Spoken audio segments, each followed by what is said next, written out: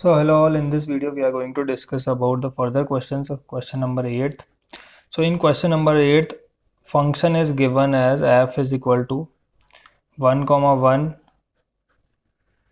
comma 2 comma 3 comma 0 comma minus 1 comma minus 1 comma minus 3, right? Now a function is defined as f of x is equal to ax plus b. So we have to check whether we have to find out the values of a and b. Now we know that f, this 1 comma 1 belongs to f. This 1 comma 1 belongs to f. So we can say this f of 1 will be equal to 1 then. F of 1 means if we put x value is equal to 1, then y value should be 1. So y is what? Y is function. So function of 1, f of x is what? Y. So f of 1 is 1 from here, right? X value is 1, y value is also 1. So f of 1 should be 1. So putting f of 1 in this, so a of 1 plus b is equal to 1. So a plus b is equal to 1. This is first equation. Similarly, 0 comma minus 1 also belongs to f. So f of 0 is equal to minus 1. So f of 0 means a bracket 0 plus b is equal to minus 1. So b is equal to minus 1. Putting this value into this equation, so a plus minus 1 is equal to 1. So a is equal to 1 plus 1, which is 2. So a is equal to 2.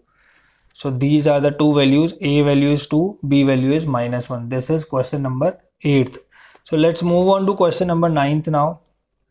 So in question number 9th, there is a relation defined as r is equal to a comma b such that a comma b belongs to n natural numbers and a is equal to b square. This is given, right? So we have to check whether the following statements are true. First statement is a comma a belongs to r. So it can be seen that 2 belongs to natural number. We all know that 2 belongs to natural numbers. However, we know that 2 square, 2 is not equal to 2 square, which is 4. So therefore a comma a does not belongs to a comma a does not belongs to r. So this implies it is false. Simple. See, we have to show that a comma a belongs to r. So if we take value a is equal to 2, so b is equal to 2, so a is equal to b square. So a comma a should be here. So 2 square is 4, so 2 is not equal to 4. So here 4 comma 2 cannot be equal. So since it is not equal, so it does not belongs to r. Second is a comma b belongs to r implies b comma a belongs to r. This is also very easy, simple. It is false, since we know that 9 comma 3 belongs to n, or 9 comma 3 belongs to n, but since we know that 9 is equal to 3 square, right? B value is 3, so a is equal to 3 square, so 9 comma 3 belongs to n. But 3 comma 9 does not belongs to n. 3 comma 9 does not belongs to n because 3 is not equal to 9 square, which is 81. So this is simply false again, since 3 comma 9 does not belongs to n, so it is false. See, it is very clear. A comma b belongs to n, so b comma a does not belongs to n, so it is false. Third statement. So third statement is a comma b belongs to r, b comma c belongs to r. This implies a comma c also belongs to r. This is also false, since 2 comma 4 belongs to r, right?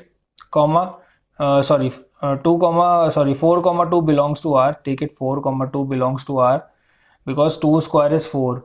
Again 16 comma 4 belongs to R because 4 square is 16, but 16 comma 2 does not belongs to R since 2 square is not equal to 16. 2 square is 4, which is not equal to 16, so it is also false. So all three statements are false. Next, question number 10th. A is this, B is this, C and F is this. So since we all know, in question number 10 we have A is equal to 1 comma 2 comma 3 comma 4, right? B is equal to 1 comma 5 comma 9 comma 11 comma 15 comma 16, right? So A cross B will be equal to 1 comma 1 comma 1 comma 5 comma 1 comma 9 comma 1 comma 11 comma 1 comma 15 comma 1 comma 16 comma similarly 2 comma 1 2 comma 5 2 comma 9 2 comma similarly 3 similarly 4. So last value will be 4 comma 16, right? So since we know that F is equal to 1 comma 5 2 comma 9 3 comma 1 4 comma 5 and 2 comma 11, since F is this, so all the values of this F, all the elements of F belongs to A cross B. So we can say F is a subset of A cross B, right? So question part first is F is a relation from A to B. Since all the elements belongs to this A cross B, all the elements of F belongs to A cross B, so we can say F is a relation from a non-empty set A to a non-empty set B is a subset of Cartesian product A cross B. So it is observed that F is a subset of A cross B, so F is a relation from A to B. Since F is a subset of A cross B, so F is a relation from A cross B, right? Similarly from A to B, from A to B. Similarly, second part, let's see. In second part, we have to show that F is a function from A to B. Since we know that F has two elements, since the same first element, that is 2, corresponds to the two different images. 2 has 9 also image, one image, and 2 has 11 also. So this is not a function because the same first element, that is 2, corresponds to two different images, that is 9 and 11. See here and here. So it is not a function. So let's move on to next 11th question. So let F be a subset of Z cross Z defined by F is equal to AB comma A plus B such that A comma B belongs to Z. Z means integer, right? So if is F a function from Z to Z, justify your answer. We have to check whether F is a function or not. So we know that 2 comma 6 comma minus 2 comma minus 6 all belongs to Z, all belongs to integers. So let's check 2 multiplied by 6 comma 2 plus 6 comma minus 2 multiplied minus 6 and minus 2 plus minus 6, right, belongs to F. If we take these values, that means this set belongs to F. So that is, we can see 12 comma 8, 6 to the 12, 6 plus 2 8 comma 12 comma minus 8, right, belongs to F.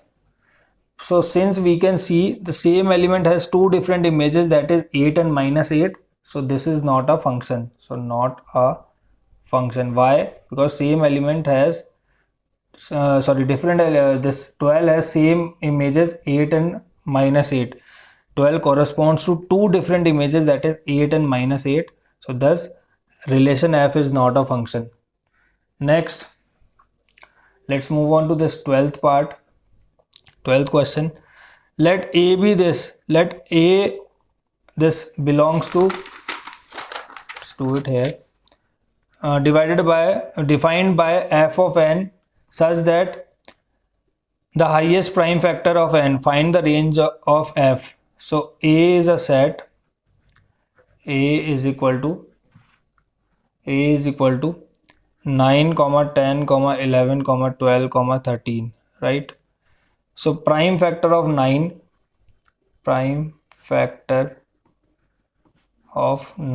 it is 3 multiplied by 3. 10 is 2 multiplied by 5. 12 is 2 multiplied by 2 multiplied by 3. 13 is 13 itself. So highest f of 9, f of x is defined, f of n is defined as the highest prime factor of n. So f of 9 will be highest value is 3. F of 10 will be highest value is 5. F of 12 highest value is 3. F of 13 highest value is 13, right? So range will be range of these values. So range of f is equal to 3, 5, 11, 13. This is what all about miscellaneous exercise of chapter 2. It is very easy. Simply you have to understand the problem and you have to put the values and get the answer. So thank you all. Hope to see you there in the next video. Bye bye. Take care.